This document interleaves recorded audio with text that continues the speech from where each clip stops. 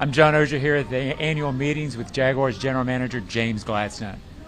Big impression of your first month on the job.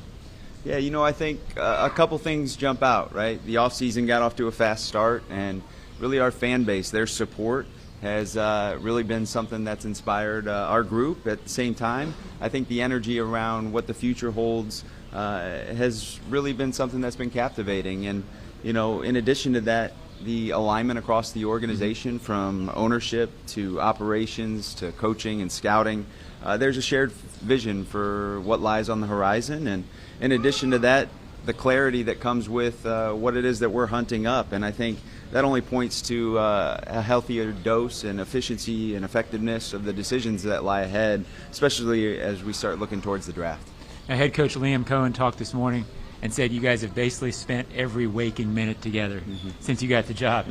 What is that synchronicity? What has that relationship been like so far? Yeah, working with Liam, he has such a fresh perspective, and his ability to connect with people and players in particular, it really stands out, as well as his ability to adapt scheme to player skill sets. It's something that I really respect. It's something that I think is going to give us a real notable edge here into the future. And, beyond Liam, working with Tony Baselli, the three of us really being able to challenge each other in the right ways. And, Tony brings such a fresh perspective as well, and a unique perspective, right?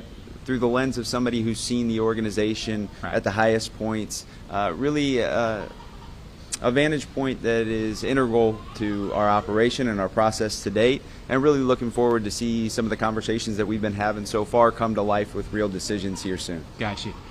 You had such a quick lead up to free agency, a little more time for the draft. Tell me about how that has worked in terms of you had scouted, you had familiar with players, and now you're coming into an organization where they've already scouted a little bit. How does that all come together, if you follow me, in terms of how you see guys? Yeah, our approach to free agency and the draft, they're uniquely intentional.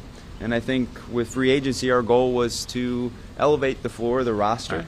And I think we struck a real positive balance between prioritizing players and people, right? The type who, by inviting them into our ecosystem, being nothing more than who they are, elevate those around them, elevate our culture. And I think as we turn towards the draft, it's going to be really fun to start addressing the ceiling. Now, fans write to me all the time wanting to know exactly what you mean when you say intangibles. And there's a lot of debate about it. How do you define that? Because you like to talk about it a lot. Yeah, I think it's great to be intangibly curious, as our fan base might be labeled at this point. But intangibly rich, I think we can all get to a place that even in our own minds means somewhat of the same thing. When we're looking at on-field intangibles, it's things like competitiveness, toughness, and even instincts and nuances of each skill that is offered up at each position. Off the field, you're looking about how much passion does somebody have for the game itself, as well as what are they like as a teammate and a person off the field. And so those are things that we gauge and really lean into as a part of our decision-making process. It's really where we start at each point of player acquisition. But we got to remain agile at the same time and be open to a number of options. But at the end of the day, yes, it's rooted in intangibles, and that's something that we'll keep as our North Star as we round out this first offseason. I got your final question. It's always tough to ask about the draft because nobody says anything about the draft.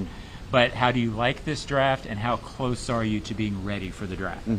There's still a lot of work to be done. We're just about a month away from draft day decisions, and we've had the chance to meet with our coaching staff to discuss the initial wave of prospects, and they're working through the next batch. And I think we'll see a lot of clarity here with the next chance that we have to sit down with them and really shape the top 100 of the draft class, and then we'll see how day 3 ends up unfolding in real time, knowing that there's a lot of unpredictability to that stage of the draft for sure. Fantastic. James Gladstone, thank you very much. I appreciate it.